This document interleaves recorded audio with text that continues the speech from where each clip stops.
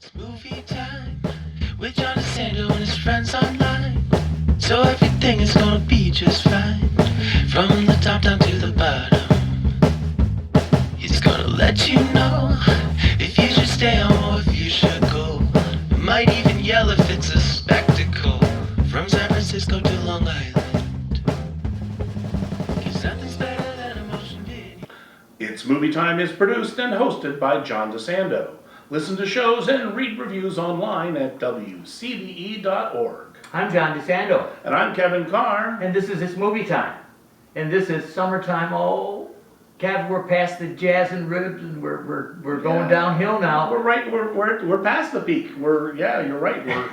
We're on the bike just without pedaling going into the town square. So it's our job to uplift the spirits of our audience with a movie that they might enjoy. Yes. Now, of course, you haven't told me what you think, though I got some vibes about it. But Twisters is out there. Yes. And I want to tell you that Wayne and I and Jerry just hoot and howled at our empty theater to see Twisters. I know.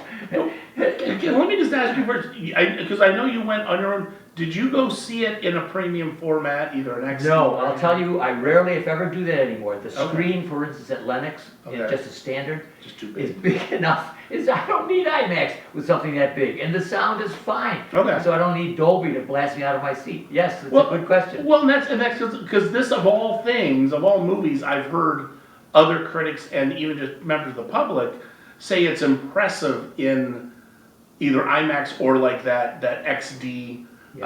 Full, because you feel the rumble of of the tornado, which usually that rumble can be annoying where you're like, okay, you can just turn that down a little bit. But for this, it apparently, I haven't seen it in that venue either, Right. but I've heard it really does add to the movie. Well, that's great. That's great advice, because now and then I think, well, it's not worth it. And for my young people who are watching their pennies, it's not necessary to pay the extra $5-6 when you have screens as beautiful as the ones that we have. Well, yeah, a lot of just regular screens are fine for something. So but it's funny because there is a soundtrack to it. In terms of the score, and there's it's like needle drops of music. Oh, right. There's some great country music or whatever. But the big sound issue is the is the wind. Yeah. It's full of hot air. Yeah. Oh, it is. It's like me. And movies like Twisters. I've never been in a tornado. I don't even want to get close. I've been to Oklahoma, is probably as close as I've gotten. I've seen The Wizard of Oz. We get tornadoes around here too. No, we do. But if I want a kind of substitute experience, movies were born to do this on a summer day where you're not asking for any depth. You just want the experience. I think they do it brilliantly. Well, and I said this when I reviewed the film. It's perfectly what you need for a summer movie. It has the stuff you need. It has the action. It has the hot young cast. It has the spectacle and the craziness and the thrills. And that's why you see a movie like this. Why you see horror movies, because you're safe to watch something that would be unsafe to view in real life. There is a thrill in getting away with it, watching it, and being comfortable and being safe. Yeah. And so that does that. Now, Twisters is when we're talking about it visually and by the sound and so on. Kev, is there anything else in this movie that would, let's try to appeal to a little bit of the highbrow? Well, the highbrow. Well, I mean, it's not a highbrow movie. No, that's the thing, and that's okay. It's just a big summer movie. So, are there any highbrow elements? See, I think I found one. Oh, well, okay. It sounds like you know what you're. Well, yeah, I know where I want to go, Yeah. and that's the social issues that are involved. Well, true. I mean, they're certainly not expanded at all. No. But we do have some very bad boys pursuing these Twisters to buy property from people who are really hurting it. To unfairly advantageously. Yes. Buy property. Yeah. What I find interesting is I'm sure you've seen the stories where, and this was frustrating because everyone was expecting there to be at least a message of climate change. Where there isn't. Where there isn't, and the director has got, well, I don't want to preach at the audience, but I'm like, well, but you do about a different issue. So, I mean, it's not like you're protecting it, but what bothered me about them not addressing even a climatology standpoint was they're talking about tornadoes are getting worse, and blah, blah, blah. And it's like, well, no, you can't just, if you just went in there and said it's a particularly bad tornado season, and this is the way it is in Oklahoma, that's one thing. But to spin the narrative that it's getting worse, and then be like, yeah, but we don't want to talk about that because we don't want to preach at people, and then talk about the real estate market, which is a valid point. Boy, yeah. Absolutely. Yes, what a great moment. They didn't expand on it. Yeah. They had different purpose going. They sort of just hinted at it, and that gave a depth to. Yeah, and that's what I was looking at. And I think, I mean, you are so right about the climate change. I understand that they wanted to skirt a hot button issue at Sure. the time. But how can you ignore that and say that it's worse now than ever? Why is it? You know, why? I think that was unnecessary. If you wanted to avoid the climate change, just don't make it worse than ever. But I mean, the reason it was a political reason, because this is incredibly popular in Tornado Alley, which happens to just all this swath of red states, where they didn't want to step on toes that way. And I get it. But yeah, like I said, you know, and well, like you said, then don't say it's the worst ever. Just Yeah. do tornadoes have to be worse? They're just bad. Let's just start that out. Anyway, that's what I was hinting at about this. Because other than that, I'm interested in the romantic part of this. Yeah. Okay. What is your assessment of that? Well, I mean, I described to a friend, I described Glenn Powell as mayonnaise in a tight t-shirt. And her response was, so. And I'm like, oh, well, there you go. Okay, that's true.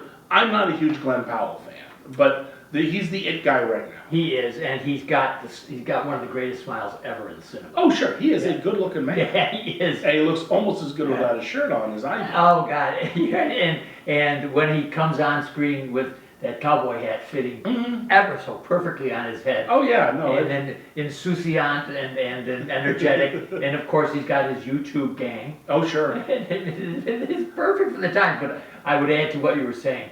I want to see him do something different from that, and Hitman, and even Top Gun Maverick. Top Gun. He's kind of done a range. He has, but it's never been really depth. Okay. Technically, think what you're hitting at. Let's see what he can do, because he sure is made for cinema. Well, he can write his ticket. Oh, Yeah. you think? I know. So we'll see. I'm still not sold on him, but hey, they're not putting Glenn Powell in movies for me. I know they're not. Now, what about Daisy Edgar Jones, who plays She's another meteorologist?